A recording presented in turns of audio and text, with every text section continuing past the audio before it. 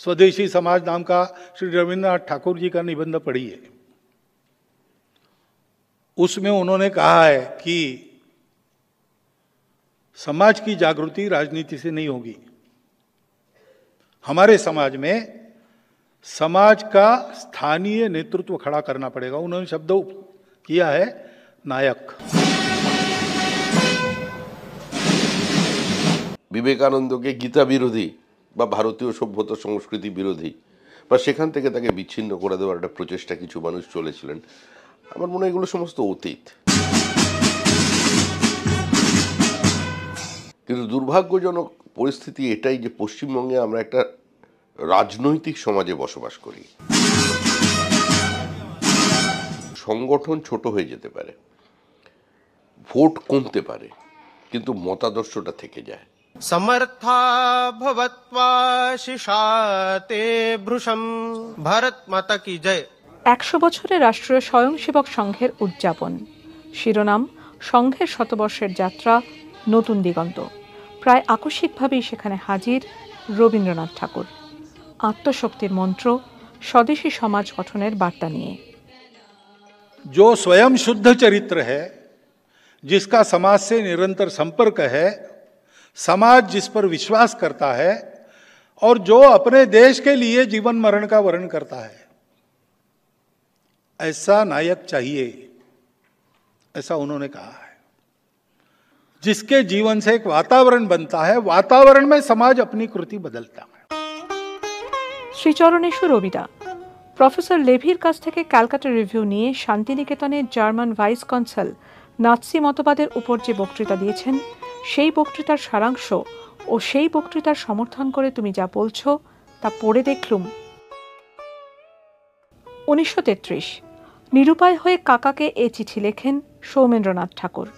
Nazi মতে রবীন্দ্রনাথের সমর্থনের বক্তব্য তখন ঝড় তুলেছে বিদেশে।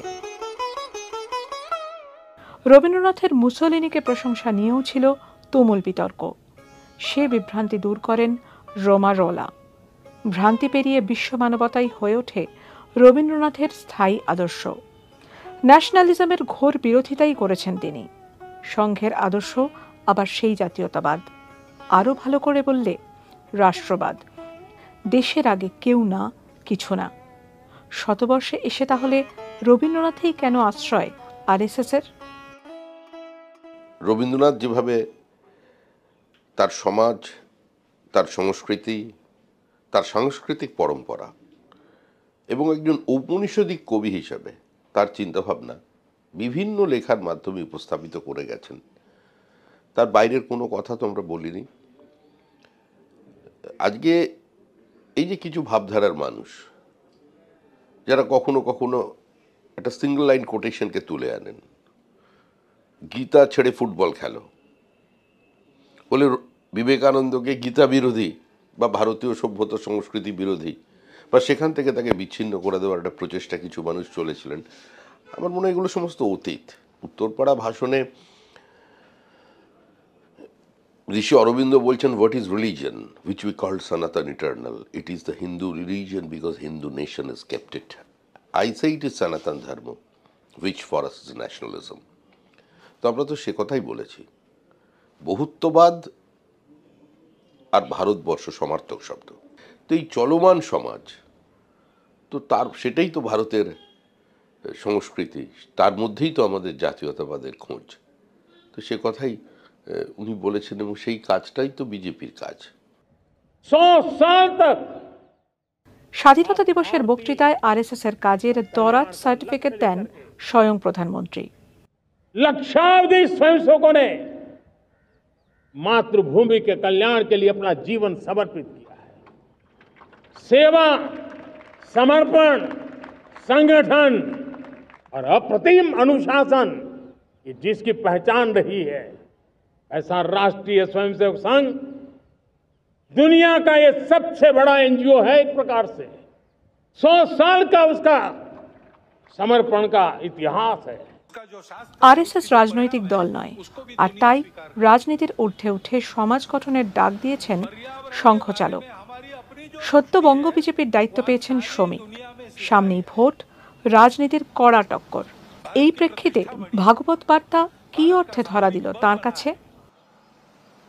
দেশের এমন অনেক বিষয় আছে যেগুলো নিয়ে রাজনীতি হয় না, কিন্তু দুর্ভাগ্যজনকভাবে আজকে হচ্ছে। যেটা 20 বছর আগে কংগ্রেসের যে অবস্থান ছিল উত্তর পূর্ব ভারতের ক্ষেত্রে কিংবা বিদেশ নীতির ক্ষেত্রে, ডক্টর মনমোহন সিং পর্যন্ত বা পিভি নরসিমহা রাও পর্যন্ত যদি ধরা যায়, সেক্ষেত্রেও কিন্তু একটা বিরোধী এবং শাসক দলের মধ্যে কেন্দ্রে একটা নির্দিষ্ট ঐক্যমত্য ছিল। আজকে সেটা নষ্ট হয়ে গেছে। আমার একমাত্র পরিচয়, আমি একজন রাজনৈতিক কর্মী এবং আমার একটা কাজ। তো সেভাবে আমার দলকে এগিয়ে নিয়ে যাওয়া, আর সর্বোপরি এই মুহূর্তে পশ্চিমবঙ্গের যে রাজনীতি চলছে সেখানে আমি বারবার একটা কথাই বলছি যে দেখুন, সংগঠন ছোট হয়ে যেতে পারে, ভোট কমতে পারে, কিন্তু মতাদর্শটা থেকে যায়, সেটা শেষ হয়ে যায় না। তো সেটাকে হৃদয়ে রাখুন কিছুদিনের জন্য, পতাকার অবমাননা করবে না, পতাকাটাকে একটু উঁচুতে তুলে রাখুন বাড়ির ভেতরে। এই নির্বাচনকে তৃণমূলকে সরিয়ে দিন, তারপরে যে যার পথ খুঁজে নেবে। ব্রিটিশ সাম্রাজ্যবাদের বিরোধিতা করেছেন রবীন্দ্রনাথ, বিরোধিতা করেছেন উগ্র জাতীয়তাবাদের, নেশন স্টেটের।